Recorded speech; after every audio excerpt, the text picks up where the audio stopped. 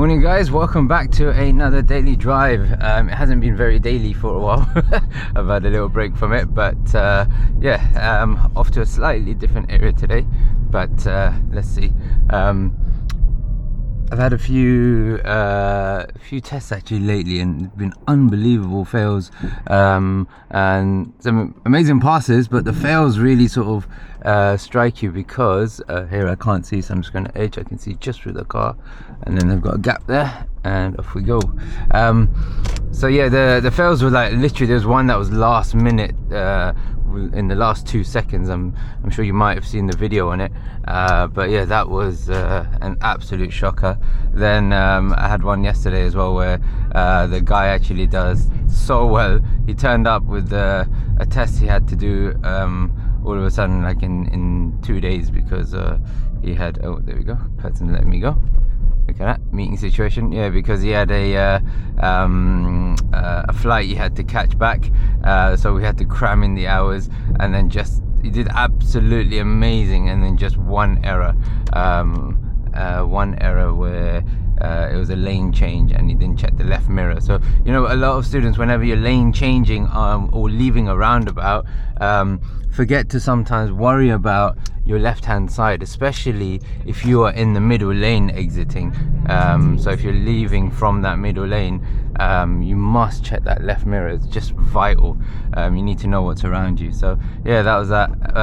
So yeah, just been busy with that, haven't had a chance to kind of do any videos, and so and because of the locations I was in, it was literally, I should have done it in between lessons a little bit, but sometimes you're so busy just rushing around you forget to do it. But let's see, we've got a little bit of dual carriageways coming up, and off towards the Finchley area today.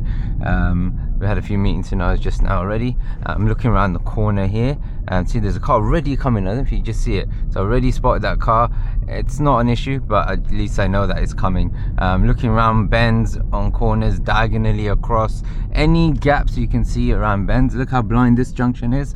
Car's there, car coming, so I can't go.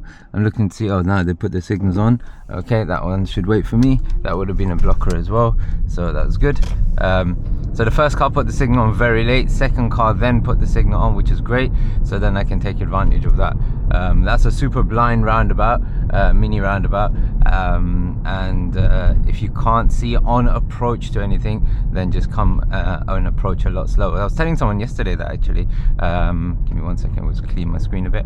Yeah, I was telling someone yesterday they were approaching blind junctions ever so slightly too fast, and I was like, look, if you cannot see on approach to the junction left and right clearly, then that means it's a blind or closed junction, and you want to kind of be very cautious as you approach those.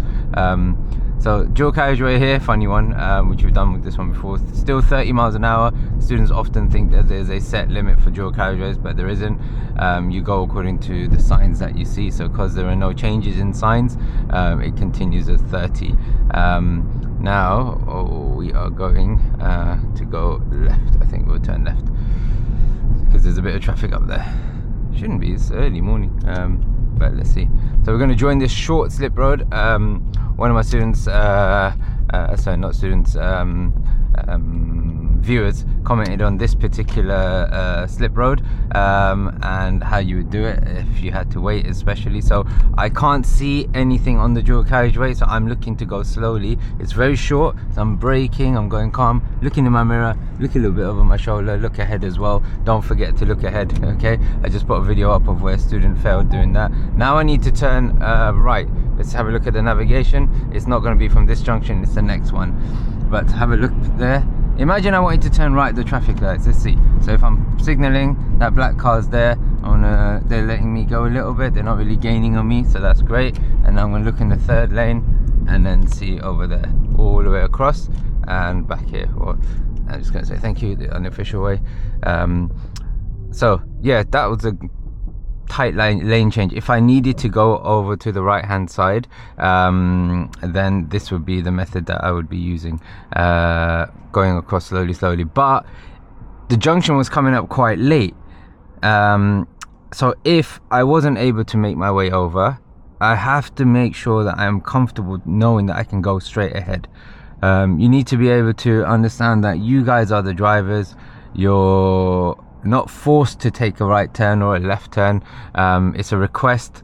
Obviously you try your best to do it, and if you can't, that's when you have to change the route and be comfortable changing the route. So if I couldn't make that lane change because that car wasn't letting me go or was gaining on me and I was running out of space, I need to be comfortable knowing that I can go straight or take a left turn instead of trying to force my way to the right. Always remember, if that right turn is where I need to go, if that's my friend's house or the location I need to get to, if I miss it, I can go straight here, I can go to the next junction, I can usually come back around, and then I'm safe. You know, adds on another 5 minutes, let's say, if that, but you know, you're safe. But you know, if you force your way in and then you are causing a lot of problems, then it can be an issue. So if you're following the navigation, every now and then just have a little glance so you know where those lines are telling you and where they're going. This one's speaking out, but I'll put the volume a little bit lower at the moment. So you should know where you're going. You should see that you're approaching your junction soon, and then it's easy.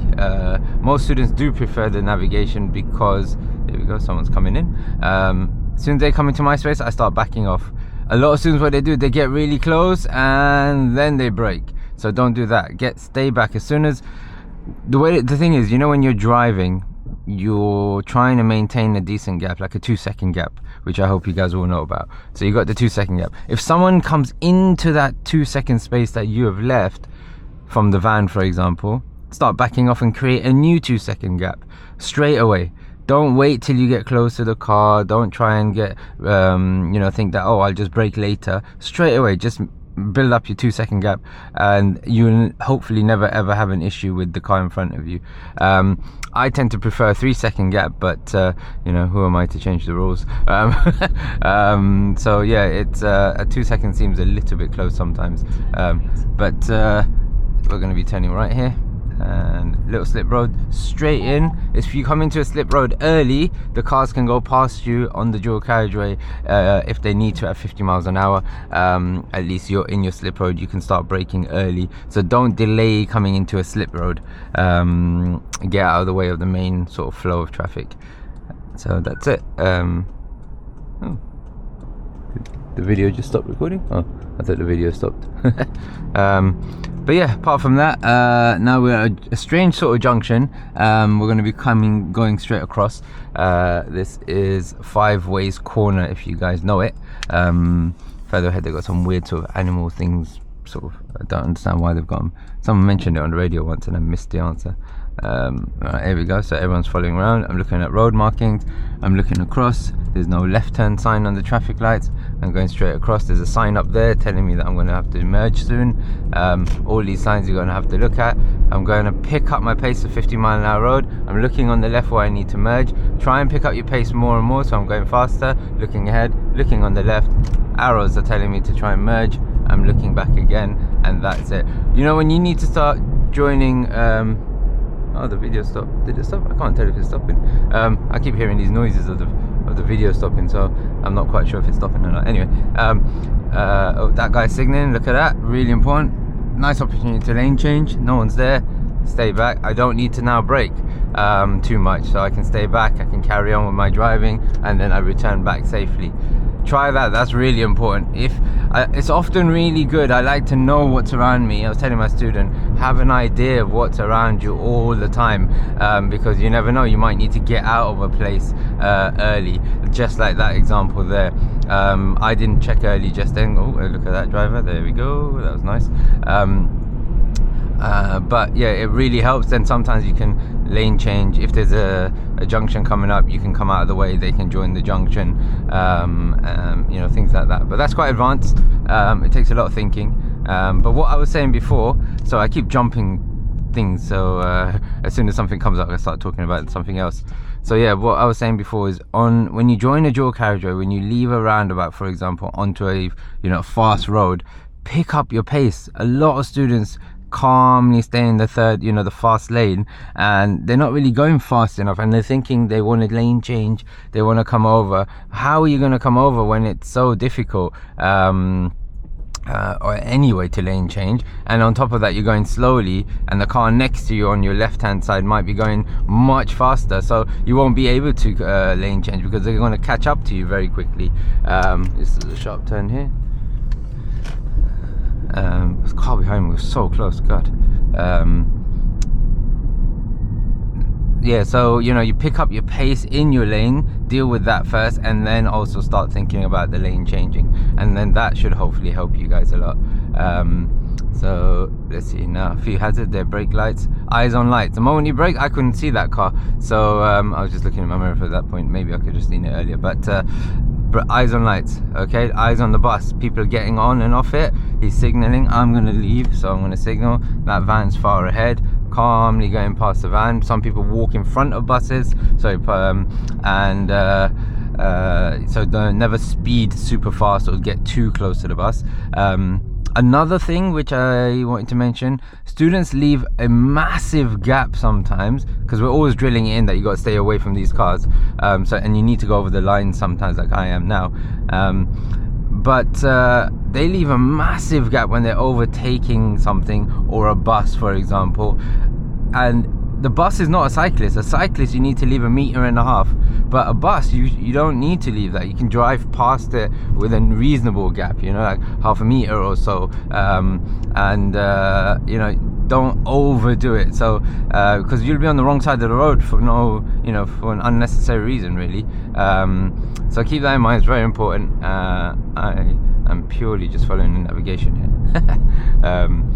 So now it's nice, door opening, hazard ahead, guy popping out, keeping my distance, big gap there because I want to keep a nice gap, making sure obviously no one's coming. Car coming up ahead, gets a bit narrow here, but it's not too bad.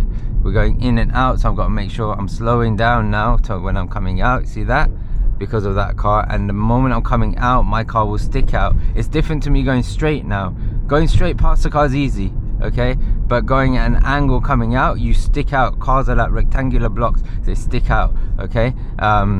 We're gonna go right at the roundabout, third exit. That's it. I was going to give a really crude example, but I was going to say, you know, it's just but then anyway, I won't give it now. But third exit all the way around, and coming around again, and now we're going to leave. So mirrors, signal, sliding and gliding across, no rush, and then the person ahead, okay, hazard potentially there, gets a little bit tighter here, so I'm going to adjust my speed a bit, always making sure I'm never getting too close there. And then now it's clear. Bend ahead, which I can't see around. You never know, there might be traffic. There's a van there, look at that, see. You never know around bends, never trust a blind bend, okay. It says slow on the ground, so it's kind of giving you a heads up and a warning that there is a problem. You got the narrowing of the roads on the ground, and I can't see at all around this bend. And peeking around, there we go. Now we've got this viaduct, which I've been through here before with you guys, but nice massive bridge, look, really nice. Now they're slowing down a little bit, maybe there's a bit of traffic, so coming around, looking and peeking around the bend, and looking all the way up. Now we've got humps coming up, and the road gets narrow here. Often if there's a big bus or something, it gets a little bit tighter. So let's see, now there's two ways I can actually go further ahead, and I want to see which way is slightly better. It should be going straight ahead is better, but normally we get traffic at that point there. I don't even know if this is recording, so let's see. I keep hearing these bleep noises, so that's putting me off with the video. In 200 yards, at the roundabout, take the second exit.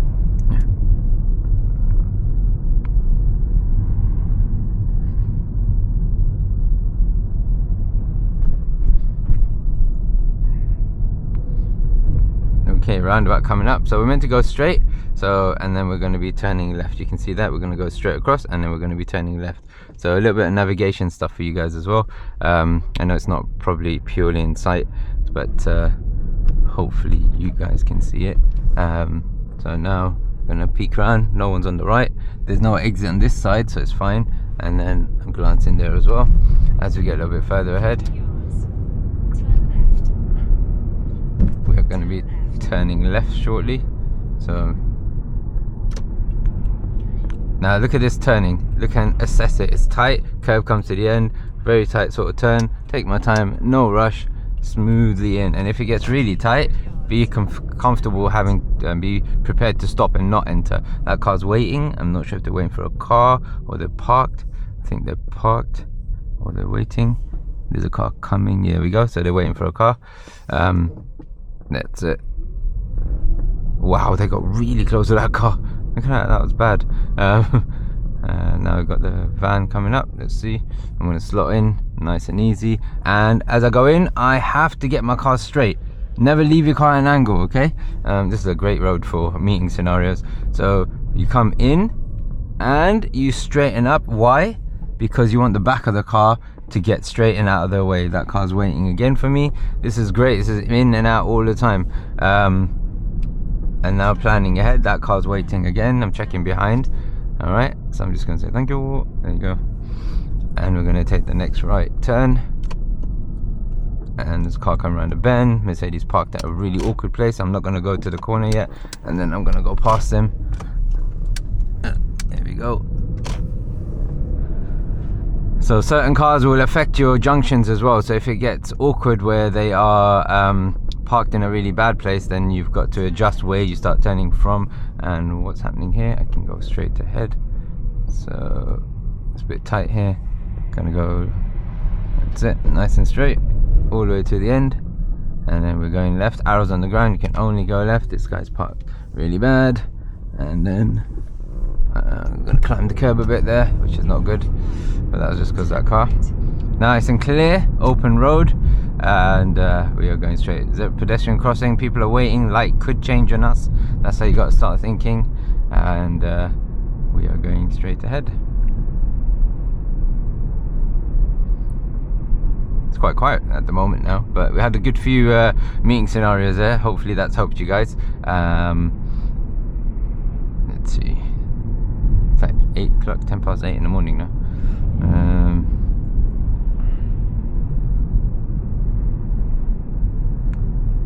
That's not the road they want me to go into. So keep looking. You got to work out exactly where you need to go. So it's not this junction here. It's going to be the one further ahead. Okay, so with the navigation, make sure you understand which turning it is. Don't suddenly see a right turn and think I need to turn right. Okay, so now we're going to be turning. It's not going to be this turning either, and it's going to be the next one. Okay, so constantly assessing it. It does remind you again. You'll probably hear it. It's not very loud. There you go. So it's turning right. So it reminded me now. So I'm going to check. Car's coming. Position your car inside, nice and calmly, very smooth, lining yourself up. And there's a cyclist and the car coming. And then I don't want to go in front of this cyclist. Well, I could technically have gone, but don't want to scare them. They're quite close to the junction. Now there's a gap between this car and that car, but this car's slowing down, which means that car's going to catch up. So you got to assess those things as well. Okay, there was a potential chance, but then because this car is slowing down for the turning, then that car that behind them has the opportunity to catch up a bit, and then for the gap that I initially thought is now no longer there. So think about that as well. So many factors. Things change so much in driving. All right, now this road's usually a little bit tight, but let's see. Peeking round, not going super fast, having a look early. That car's pulled over and looking all the way down the road, nice and clear. And then off we go. Okay, little bit of a bend. Pedestrian with the kids ahead. Always be a bit careful with the pedestrian with the kids, especially when they're close to the curbs. All right, nice and tight here. So I'm going to wait here. Nice, easy, big gap. Nice and relaxed. There we go. I can see reflections in the cars coming that they were coming, and they've got space there because I've come out early. So now we're going to be turning right very shortly into this place. So hopefully that's helped you guys. That's me done for today. Let's see if I can do a Destination will be on the left. it is paid parking, I think. So let's see, we shall do some bay parking quickly. I will do a forwards or a reverse bay, but I think those bays are Easy to. Oh, is that turned off? There you go. I'm gonna wait for them. They are trying to park. Okay. I'll see if there's a little space ahead, maybe.